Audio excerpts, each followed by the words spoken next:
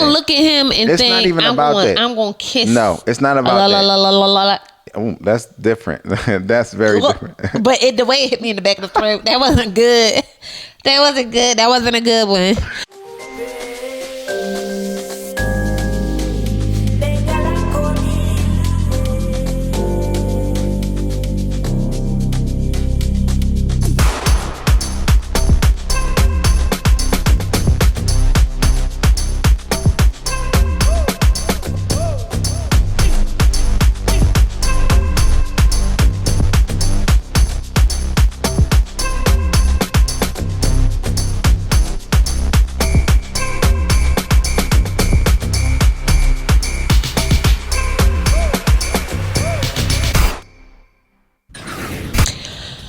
Well, hello again. Joe hates when I sing, guys. But welcome back. Thank you for joining us again. I'm into Zar Eleanor. This is my beautiful husband, Joseph. Hey. I don't know. I'm feeling, let me tell y'all something. I had coffee, okay? With 4 shots. Yes. And I had my B12 complex and my cordyceps. I am on a bean today. So forgive me in advance. But we are back and we're talking all things Married at First Sight. Mm-hmm. If you are new here, we are so happy to have you. If you're in the TikTok universe from TikTok, welcome in, welcome in, welcome in.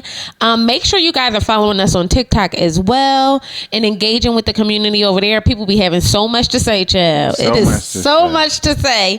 We're at Joe and Zar on TikTok as well, at Joe and Zar on YouTube.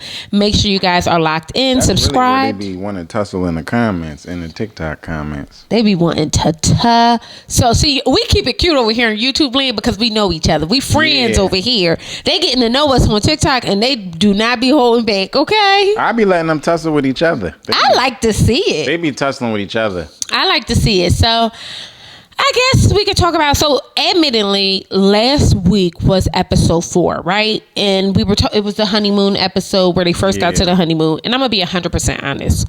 Joe asked me 4 times, did I want to film? And I told him no. And I told him no because it just wasn't giving me anything. Did y'all feel that way? Did you feel that way? I did feel that way. I always think there's spots in the show that can be highlighted over anything else. Mm-hmm. Because a lot of times, y'all know from, if you've been consistent with us, we'll go off on a 20-minute tangent on one thing because that one thing has so many layers, right? Yeah, for sure. So for me, yes, it makes sense because I think this week, Lifetime felt like nothing happened. If y'all noticed, the show was an hour and a half. It was. And they typically don't do that. So I kind of felt like they obviously feel like, there's something is lacking in content on their side. So we're not crazy for feeling that way, but I also feel like there are always themes that we can go for an hour on, just different various little themes that are completely unrelated to the show, which is why, and I know for a fact that couples who watch our channel don't watch the show, which is why they watch. Okay. Right? They have no idea who Eris and Jasmine is, but they relate to having a relationship with a family member that is kind of disruptive to their own relationship, right? So they watch or they comment on social media because of that. So for me, that's why I always got something to say because of that, because it's too often I feel like, especially in these earlier episodes, they don't be about nothing. We watch people pick out wedding outfits for like 3 weeks. So basically you're saying just get your ass up and work. Yes. People just do not want to work anymore. I do not know what it is. Yes, Kim. Thank you. Okay. Thank you for the bars, Kim. Yeah, because you was right. We back to work, ho. Let's dig on into this episode. So we are in Jamaica and they are there and they are thriving, having a good time. And everybody is doing their own excursion. First, I want to know, what would be your excursion? You already know what my excursion will be. I want to swim with dolphins. No, of their excursion. Oh, I'm like, let's go. Okay, we can put that on our list. Yeah, I'm like, let's go. So Eris and Jasmine did, what did they do? They did the scuba thing. Yeah. And then Chris and Nicole did a rum tasting. Clint and Gina went off and went to like the rocks. Not the rocks, but you guys know. Yeah. Mac and Dominique what did Mac and Dominique? Oh, they did the boat, the sailing thing. And then Kirsten and Shaquille did the ATVs. Yeah, I probably would do more what Eris and Jasmine did. The scuba, you know how we did it in the Maldives? So that's why we went to the Maldives, and I could have did it all day, every day. Like this, it was stunning. It was so cool. It was stunning, and it was right outside our villa. It was right outside the villa, and the water was so clear, and it was warm. It was warm. It was colorful. Yeah. It was so beautiful down there. And it was so many different you just want to touch them. Yeah, it was like something to see every day. So, but don't touch them. Whatever you do, they say don't. Yeah, don't not mess with them. Exactly. You be zapped. Yeah. You be Steve Irwin, then you be salty. No, seriously. on vacation in the hospital. For real, in the hospital. So I would do the rum tasting because my vacations do not involve any heavy lifting, any moving of any artillery, any I'm not doing any of that. But let me ask you this. Did you not feel relaxed when we went scuba diving? Because it was relaxing to me. Well, I like to swim. But I'm a swimmer. But was there not like a serene type of activity? Yeah, it was. When we got done, I didn't feel like, I'm beat. Like, you know what I mean? I didn't. But we did it for a nice while. Yeah, we did. And we went we walked to another side. We did it in front of our place. And then we walked to another side of the beach or whatever, of the island. So you're right. So yeah, but I'm saying if I'm in Jamaica, I don't want to do nothing but and they were at a really good resort too. So I stayed at that same resort, the Grand Palladium, but I stayed in Cancun. Phenomenal resort, like the best one I've ever been to. I've been to Cancun 1,700,000 times. Stayed at 1,700,000 resorts. It was the best one. So we'll be going to the Palladium in Jamaica. Like I've already been thinking about we got to figure out how to get over there. I really liked all the activities that they chose. Clint and Gina got lost. Wouldn't have been for me. He would have saw me break down and have a nervous breakdown. Yes, absolutely. On the third day. I do not have life skills. So shout out to Gina. Yeah, she was actually very calm. She was chill. She was just like, I can't control it. She was chill, but I'm going to dig in her ass later because I got something for her. But Mac and Dominique really annoys me because she's a child? I think I'm annoyed by her presence because I don't think she should be here, period. At all, because she's a child. I think she's too young. You know what I mean? And I don't think that she is annoying. I think that she is 25. Right. Does that make sense? Yes. So I don't this is an attack on her. This is just you're 25. Yeah, you know what I mean? So he has reservations about doing certain things.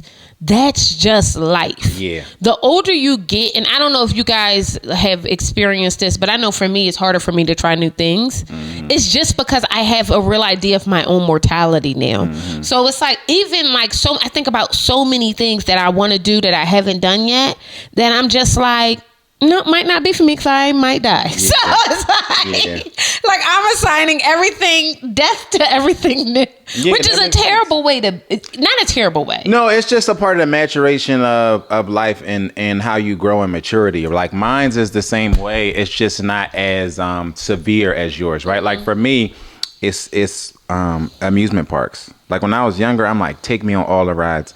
I want to go upside down and stay upside down for 10 minutes and then go backwards. And now I'm like, I'm not getting on anything. Right. No rides. Right. I'm done with the rides. You know what I mean?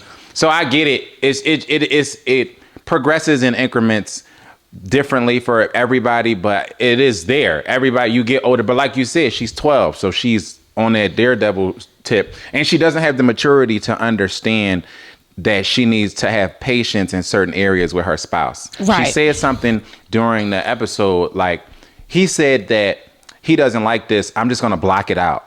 Right. That's Have not what soft you do. skills. Exactly. You need to actually take inventory to the things that your spouse likes and does not like. You need to take it, put it in a box, and keep it as close to your brain as possible, because it is vitally important to be aware of the things that your spouse likes and dislikes. But that is maturity. But do you think that she was speaking from a space of he's complaining? I think she was speaking from a space of emotional immaturity. That's what I think.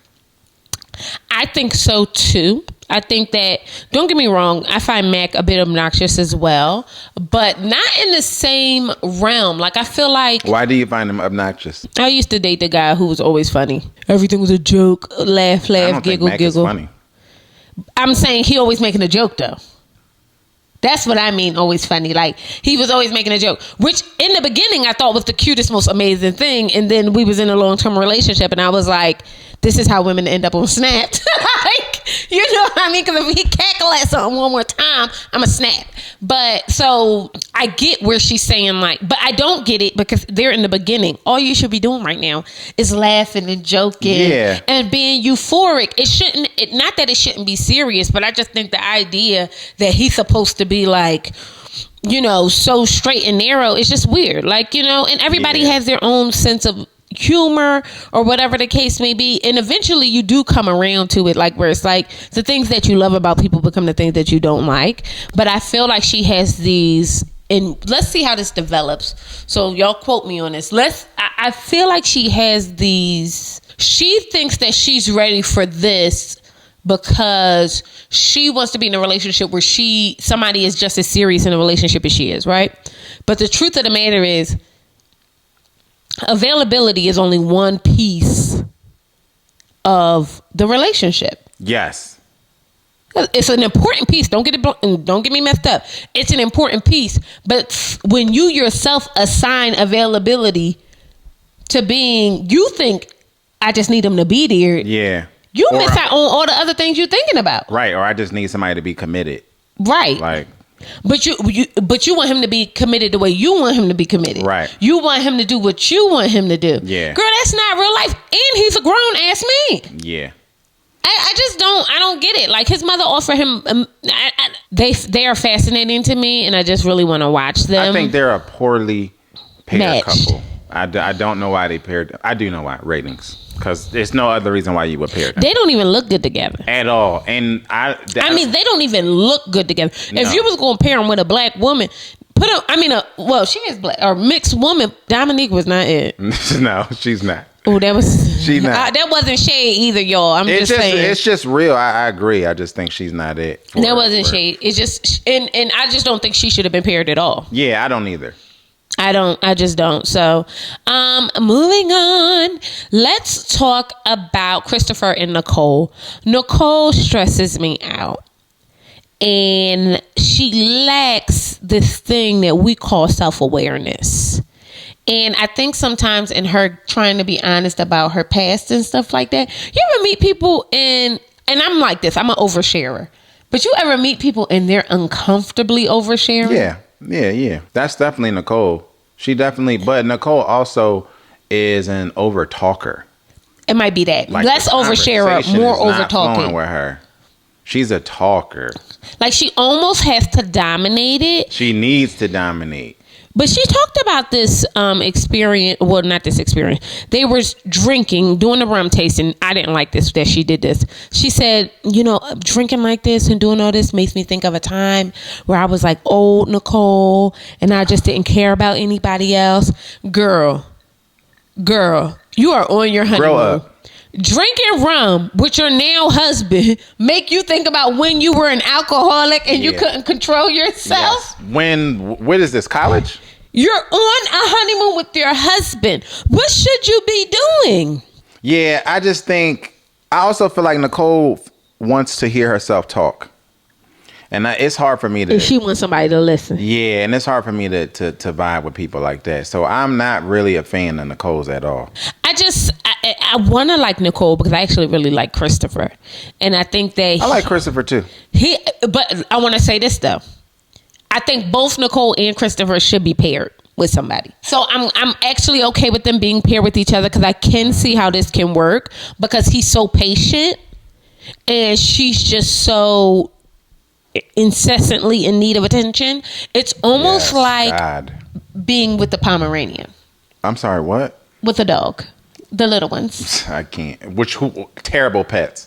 All small dogs. But I'm saying, like, she just requires a lot. Yeah, you know what I mean? Yeah. And it's like, I feel like it's going to come a time where we see her and she's even. Like, now she don't know who to be. Am I old Nicole? Am I new Nicole? Now I'm new Nicole. Then he says, then he doesn't. She was like, well, I did it because I think it's cute, but I'm never going to stop. Yeah. Whoa. Yeah. Whoa. Yeah, it's a lot. But I think this is also a part of, her representative.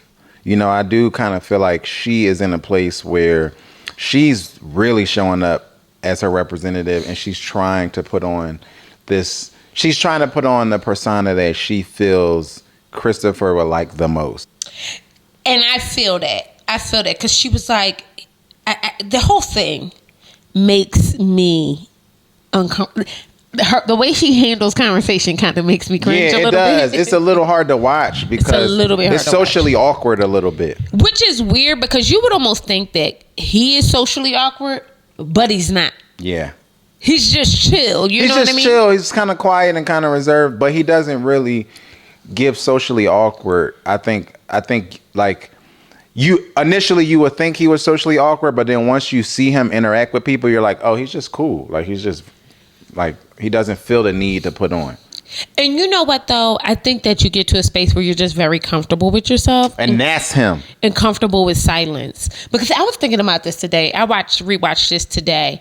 And I was thinking there was a time where I felt like I had to be in rooms and fill space. But now if it's quiet, I can just be quiet. It does not. There was a time it would bother me almost. Now I'm just like, I don't feel like I have to drive conversation. Yeah. You know what I mean? Like, it'll pick up or whatever the case may be and flow however it's supposed to. I don't feel like I need to be inserting myself in that. Yeah. And I think that's where Nicole cringes. Yes. Very cringy. She has to balloon in a room. Yes. Does that make sense? Yeah. But I think she's going to bring us around. We're going to be all right with her at the end, but. I'm nervous about them together because contrary to I think how you said you felt about her, I don't think I would have paired her with anybody. I definitely would have paired Chris, but I wouldn't have picked her. I just think the amount of applicants you guys get, I think they get hundreds, if not a couple thousand applicants. I just, with all due respect, think there was one person out there better than Nicole. I just don't think that's far-fetched to say. You know what I mean? Was there a person out there that Yes. Absolutely. Absolutely. I want to go back to Clinton Gina. No. Do I want to go to Clinton Gina or do I want to go? Yes. Let's do it. Now, okay. So Clinton Gina had this conversation and this was like a pinnacle moment. And yes, we're discussing this before the Shaquille and Kirsten and there's a reason. So Clinton and Gina are having this conversation and Gina says that I feel like she alluded in the bedroom that, about what she needed. She was talking about her needs. Like, I need to feel supported. I need to feel, like I'm being seen or whatever the case may be. They go to the beach. I don't know. This could be day before, day after, whatever the case may be. They're at the beach. And she tells him straight up, I didn't ask. I specifically didn't ask for a ginger. Like I said, and then she said ginger, which bothered me. Because it almost felt like she was saying the N-word.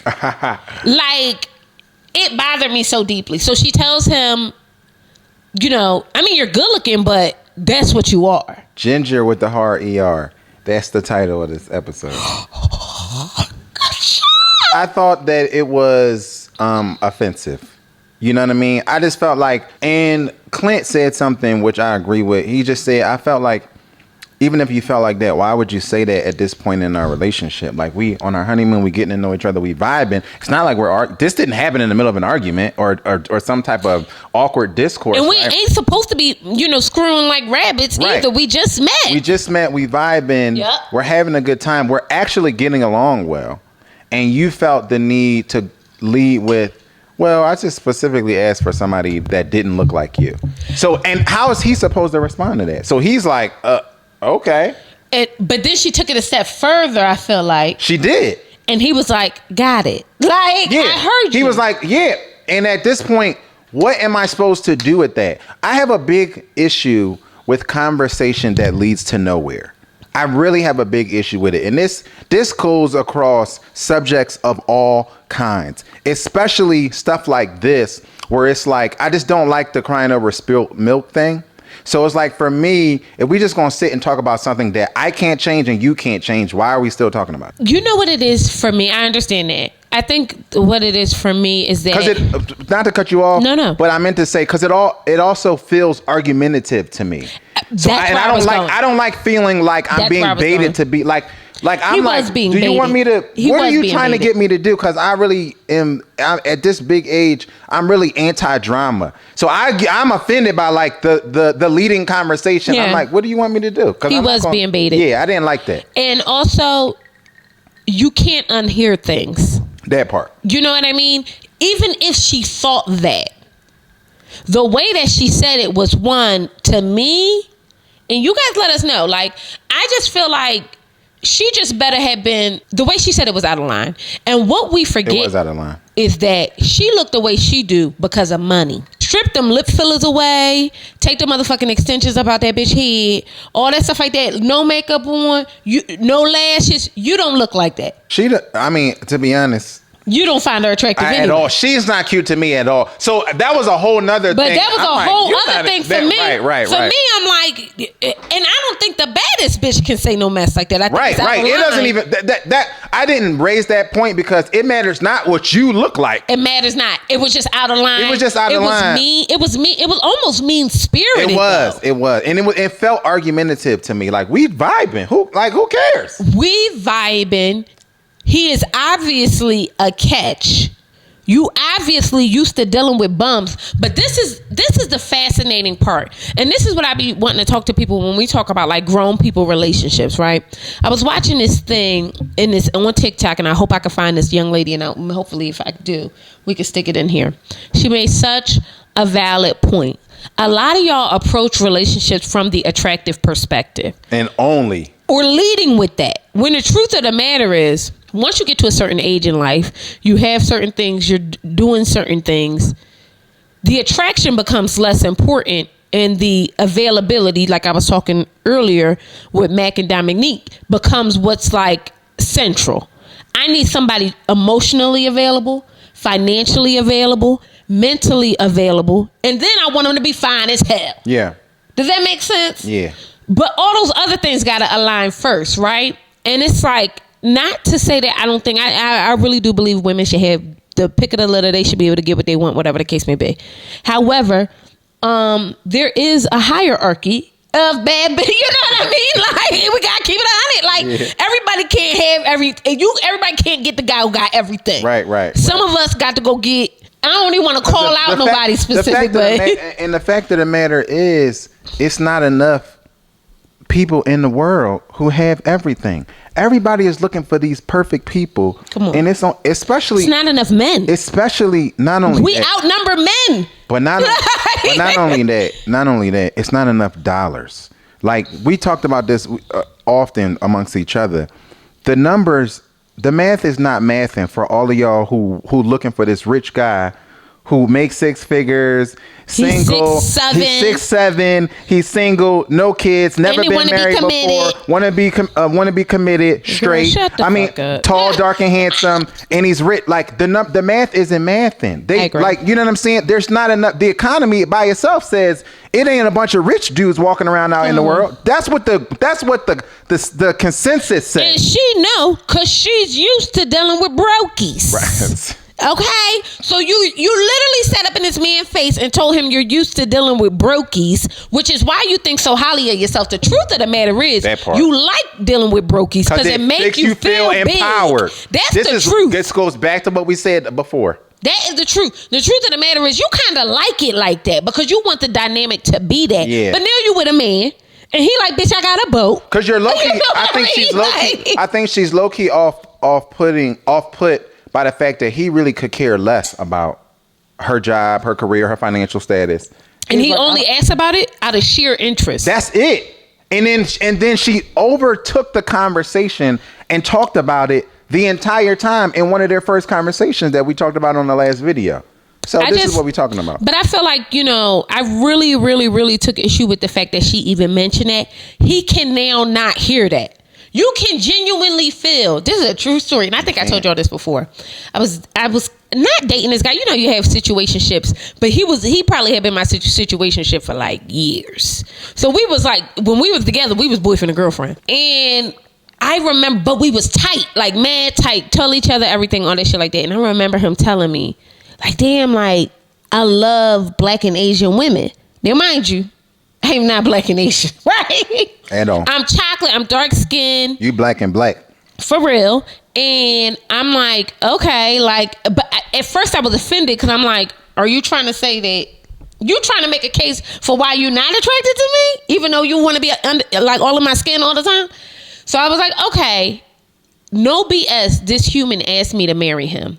And I thought, hell no. I will never forget the time, no bullshit, 8 years ago when you said, like, to me, that's crazy. Mm-hmm. Like, no, I can't unhear that. And have I continued to deal with you? Yes, but I have levels, and Joe know, I got levels by which I deal with people. And if you're in my space, you think, damn, she giving me 100%. Mm-hmm. I just haven't unlocked the next level on you yet. You know what I mean? For you to feel really ingratiated. And I felt like when I heard her say that, it literally took me back to that moment. Yeah. And how it, like, damn, like, are you saying this so we can continue the conversation in that direction? Right. Or you just, like, what is this for? Yeah. What am I to do with this knowledge? And I know he felt that way because he can't change. He literally said, I can't change it. Like, and that be my issue. Like, I just, it's nothing I can do. It's like, and I kind of feel this way. We talk about this a lot too. When we talk about past experiences, right? We talk about stuff, and then somebody will have a problem with somebody's past, and then I'm sitting here like, what is you have an issue with him doing this or her doing that, and it's like, what do it matter? What does it matter? Because neither one of us can change. Not. So what's the point of ex partner arguing with you about what they did in the past and their past relationship, how he cheated or she cheated, or her body count or his body count? Like, this stuff can't be changed. So now we're crying over spilled milk, and sometimes it feels like you're looking for a riff. You are. And I don't like that. You know what I mean? And it feels like drama. It feels like drama. And it feels like she likes that. And I feel like we're going to get more of this. And then, because for her to even introduce that, we don't have physical chemistry. I don't know what kind of I don't know if he needs to put his penis in your mouth for you to feel like there's physical chemistry. We have watched you guys. Like, I can see. Y'all was cool. I felt like there was chemistry, and I'm watching it from another space. So either you fake as fuck. Yes, I think that's the part, because I was going to go there, which I think that's what it is.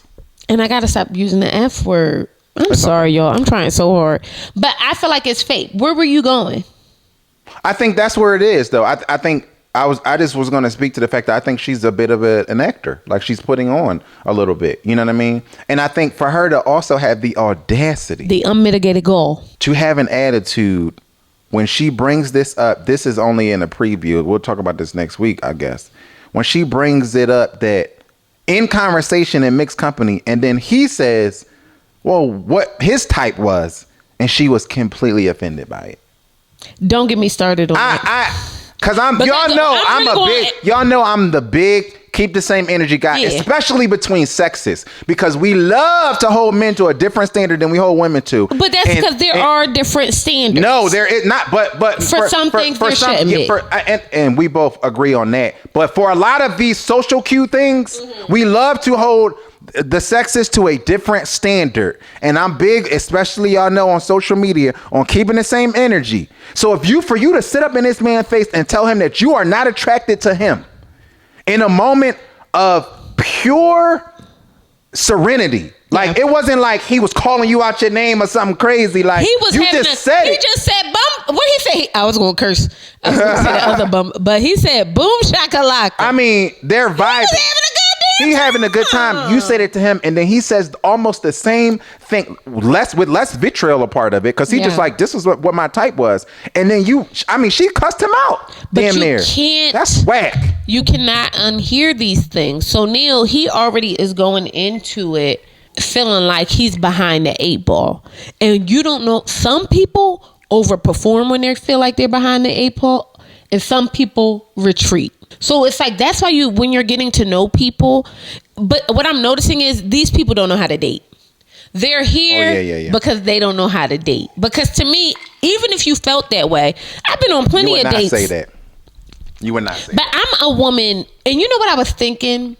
I was really, really thinking about this. Like, why do I feel like I've had relationships that did not stand, a full test of time, I guess.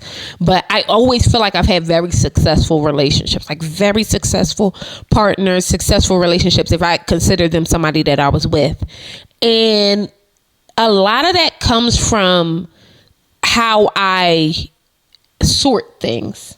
So for me, being emotionally, mentally, and financially available, even though I could be nuts, I could be fucking crazy, which when I was in my youth I was, I still needed him to have those 3 things before I felt like I could enter into a relationship. So then I have these partners who are on the outside, everybody looking in like, wow, that's like he's a really good guy. You know what I mean?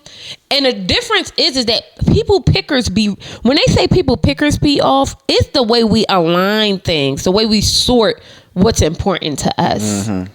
Because we thinking it's like, certain things are 1, 2, and 3. And the older you get, the more you know, like this list of 15 things that you want, it really reduces to about 3 things that you just won't deal with. You know what I mean? No, seriously. It's just like 3 things you just won't deal with. Get real. You just get real. And it's like these people, specifically Gina, is just like, and this group is really fascinating. We really should have like a therapist really looking at these people. But I want to talk. It would be wonderful if they had one on staff. Right. I cannot. Like, where are the workers? The experts. Nobody. Kim K was right. Nobody wants to work anymore. Nobody wants to work anymore. Where are y'all got? Insert that. I mean, nobody wants to work anymore. y'all brought on homeboy, Devon. We ain't seen Devon yet. He gonna bring him back. They gonna bring him back this season. I'm saying he's a that's my point. He's here. But we on episode 5. We ain't even getting to the city yet. So. But this is what I mean by there still should be some. How many episodes is this gonna be?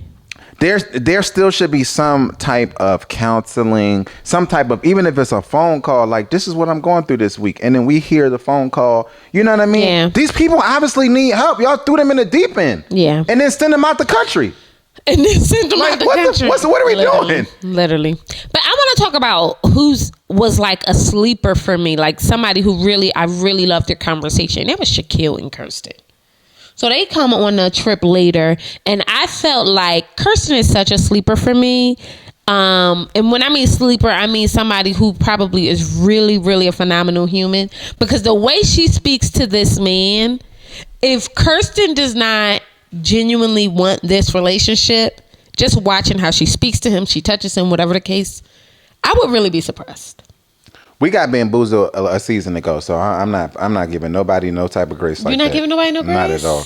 Not at all. Y'all, let me not say we. Y'all got finessed. Because when it happened with Jasmina. Well, I didn't. But very early on, Jasmina was getting a lot of grace, and I was the only one in the world who said she's finessing y'all. But Kirsten is nice. Jasmina was not nice. She was in the beginning, though. She was playing nice. I mean, like the first 3 episodes. That's what I mean. And we're early here. That's what I'm saying. True. That's what I'm saying. I'm not. Don't get me wrong. I'm not calling Kristen Jasmina, and I'm not saying Kirsten, and I'm not saying she's a villain. I'm just saying I reserve my right to make judgment because y'all got finessed, and I saw Jasmina coming, and a lot of y'all got finessed.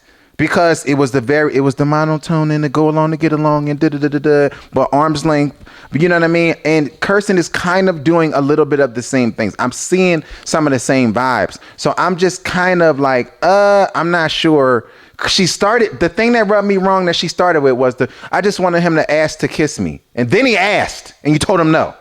Weird. So you understand what I'm saying? Weird. Like, I see you. I'm not gonna, she gotta really work to get that grace, because I'm not giving it to her right now. That's a good point. But I want to give her flowers for what she did in this episode. First of all, inversely from the way Mac and Dominique were, Shaquille doesn't do a lot of things that put him in what he would say like danger or anything like that, because he was in a terrible accident. So he's like really cautious. And she wanted to do the ATVs, and she knew he was a little apprehensive, and he did it anyway. And she was like proud of him for that. Like, I'm just like, I'm glad you came and decided to do it. Like, she was worried at first, but I think she saw him and was patient, and I appreciated that. I do appreciate that. I appreciate it. I just You ain't ready to get no flowers? No, I'm not giving no flowers. I'm giving it to you, because Pooh. I seen it. We've seen this happen before, and I just feel like I want to see it show up where it matters. Because to me, when this man asked you, could he kiss you, after you told him you wanted him to ask you, and then you told him no. He don't look like he kissed good though. It ain't even like, about I don't that. look at him and it's think not even I'm about going, that. I'm going to kiss. No, it's not about that. Oh, that's different. That's very different. But the way it hit me in the back of the throat, that wasn't good. That wasn't good. That wasn't a good one. He just don't look like. I get it. It doesn't. I mean, you get it because you're not attracted to him, and neither is she. But let me say that's this. my point. She's not attracted to him, so that's why I'm like. But that's okay, because I'm gonna say this. I feel like when I was telling y'all earlier, and this is from my personal experience, I unlock levels. I am not initially affectionate either. You know that. Like, I'll be like, no, I don't know that. You're always affectionate. Joe, I'm not more affectionate now. You are, but you were always. You know, I require affection. You know this. But you understand what I'm saying? Full disclosure, I'm just differentiating myself. Well, whoever was dealing with her before, she was always affectionate with me. Always. I'm different, and I'm gonna say that. I am. I'm different. I'm him. But you don't feel like from the moment we started dating again till now, we have our level of affection has changed. We have been married over a year. The things that we have made leaps and bounds in is we don't have enough time to talk about. So I'm saying, absolutely, we've grown in areas that I couldn't imagine we would grow. Okay. So absolutely. Okay. I'm just saying that and tell me if I'm wrong, I was always an affectionate person. No, you're affectionate. No. I'm saying, and I always required that. And so I'm saying with me, you were always affectionate. Yeah, because he don't kind of let you not be affectionate. It's not. Either. It's just you were always affectionate. But with I me. wasn't like a. I'm an affectionate now. I'm affectionate forward, but I was an affectionate receiver before. Can we say that? You're just more affectionate now. I think I will initiate affection now, but I wasn't somebody who initiated affection before. Not as often, but you do it more now. But you did before too. You were always that way with me. What I'm trying to get at is that I understand her because I'm not somebody who's initially affectionate. No. That's where I want to park at. I think with somebody else, she would be affectionate. You understand what I'm saying? I'm saying that you don't think that it's like she's not affectionate with him the same way. That's where I'm getting at, y'all. But listen, do y'all follow me? Is what I'm saying. She wasn't affectionate with him. Yeah. She was always affectionate with me. Kirsten is not affectionate with him. But if it was somebody else, she'd be affectionate. Absolutely. Okay, I'm picking up what you're putting in. Because I felt her when she said, maybe I'm getting finesse. Because I felt her when she said, it takes her some time. And she said that the pandemic kind of messed her up because she got to be alone a lot. You don't believe that? These are excuses, y'all. Joe, I don't have moments when I'm just listen to me. Do y'all believe, and I'm going to ask you this right now. Do y'all believe that if Kirsten was attracted to Shaquille, she would have kissed him at the altar? Well, she said she would have. I rest my case. These are all excuses. Again, we've all done this thing, right? She said she would have. We've all been very different people with very different people. Oh, for sure. So that's all I'm calling out. Oh, for sure. I've seen this.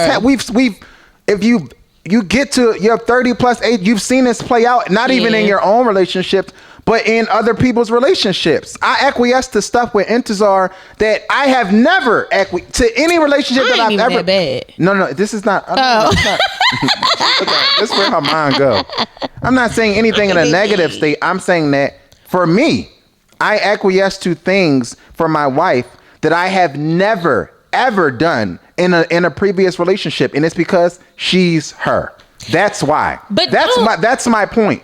And I'm saying that Kirsten, if she was at the altar with somebody who was her type or somebody who she was attracted to, she would have kissed him. And then if he would have asked her on a honeymoon with the birds chirping in the background and the sun coming in at a 90-degree angle, she would have slapped him down. So don't tell me, well, this, in my past, this is what happened in 2020 during. I don't care. I don't want to hear that. I'll take that. I just don't want to hear that. We do things for certain people.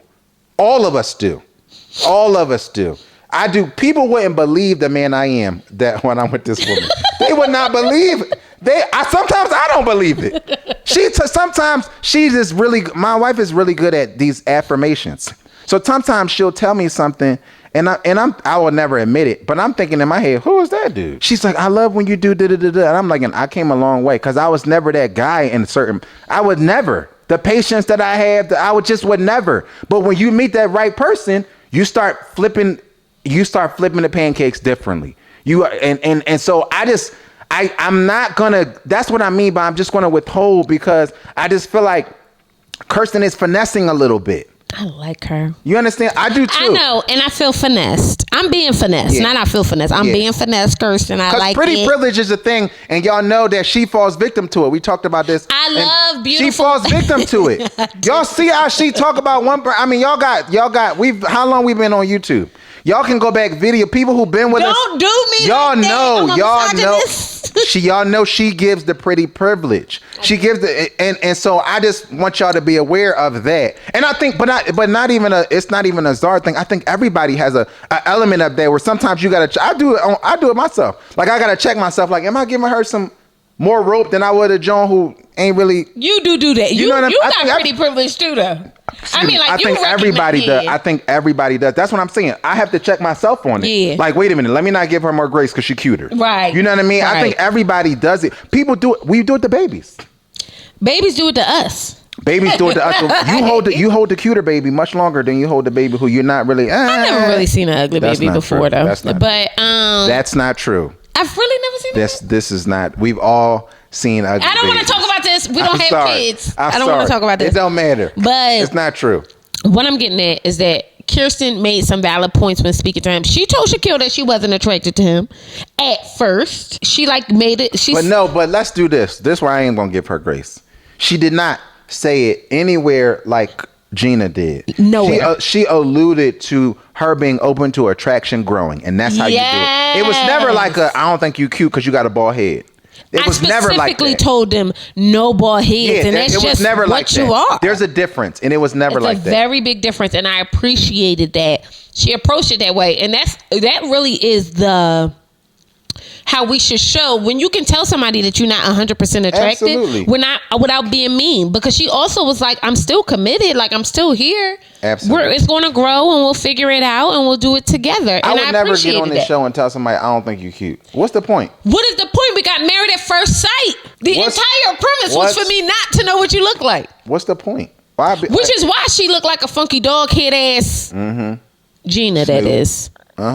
You know what I mean? That's really why she looked kind of foul to me. Yeah. Because it's no point. You saying all this. Yeah, they ask you what you like, but...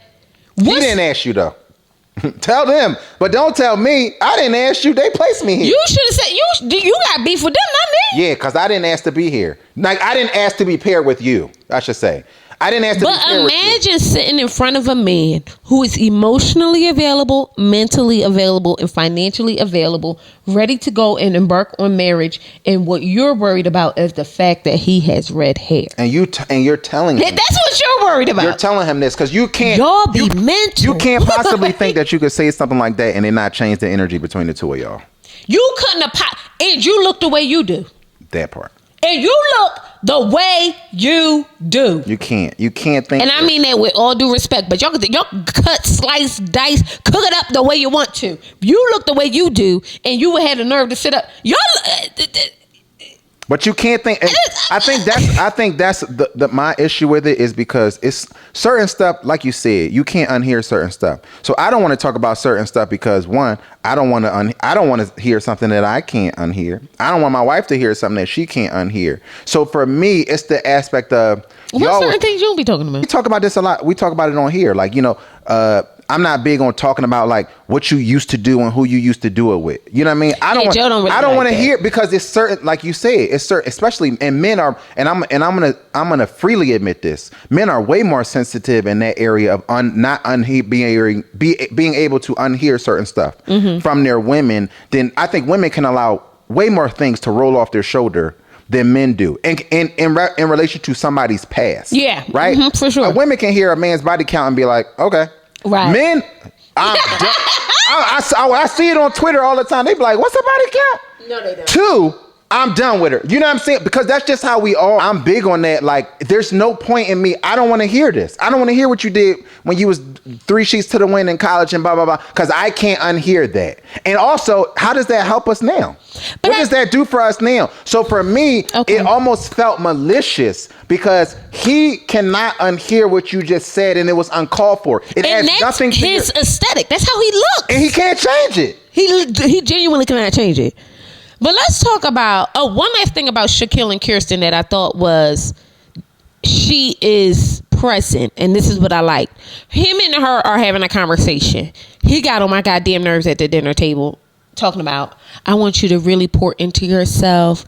We take all these times to pour into other people. I tell my mentees that you got to take time for yourself. Like, I know you're progressing when I see you maturing, but first of all, anybody knows me knows I hate when men speak. I just hate it. If you let a man go on a diatribe, they're saying absolutely no thing. Nothing. Men haven't had something to say since Malcolm X, okay?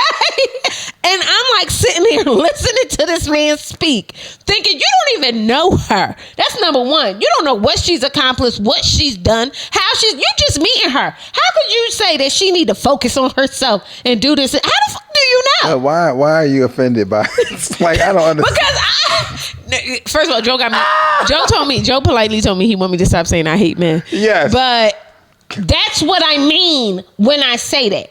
You're so busy trying to impress her that you don't even realize you're talking down to her.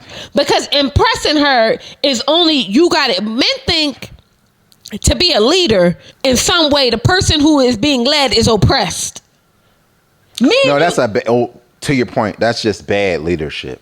But that's what a lot of young men think. Yes. A lot of young men think. But I don't think that. It's very clear by the way he speaks to her. And it could be, and I'm saying this not from a place of he knows it to be this way.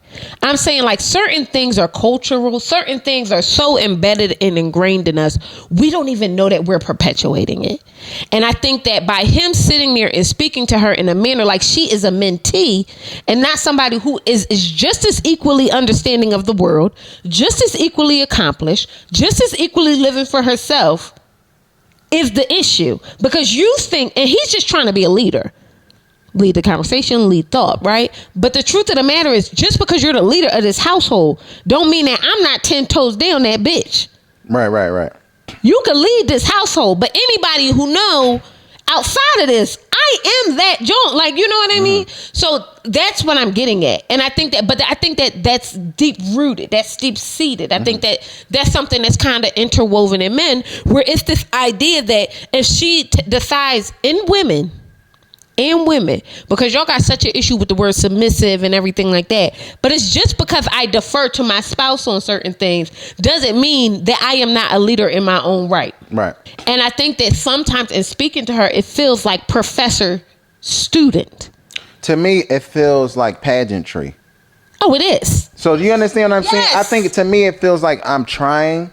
You know what I mean? Like I'm trying to impress you. I'm trying to. It feels a little flailing to me. So that's why I don't give it as much. I I don't really give it as many demerits as maybe somebody else would, because it just feels like I'm trying to impress you. I'm trying to show up a certain way. I want you to like me. And it feels like I'm doing this in vain. Like, I think sometimes he feels like it's in vain. It's falling on deaf ears. It's not really getting anywhere. So let me double down. Okay. And it's not like she gives a lot. At all. So that's what I mean. Like, you ever been in a room with somebody who needs this affirmation in return in their conversation, so when they don't get it, they double down on everything? Oh my God, they get louder. They try to get funnier, because if you're not giving it back to them, they're like, I gotta go harder. You understand what I'm saying?